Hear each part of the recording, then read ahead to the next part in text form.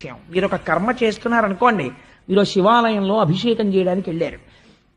మీరు స్నానం చేసి శుచి అయి శివలింగం దగ్గరికి వెళ్ళి అభిషేకం చేయడాన్ని అంగీకరించారు. మీరు ఇంత స్నానం చేసి సంధ్యావందనం చేసుకుని శివాలయంలోకి వెళ్ళి అయ్యా నేను అభిషేకం చేసుకుంటానండి అన్నారు అనుకోండి, కుదరదయా.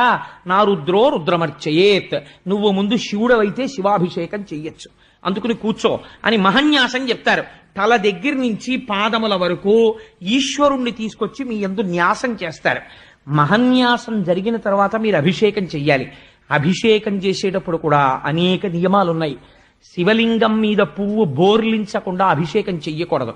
పువ్వు బోర్లించి అభిషేకం చేశావు, ప్రారంభమునందు పొడి విభూతితో మొదలెట్టాలి, అంచమునందు గంధోదకంతో పూర్తి చెయ్యాలి.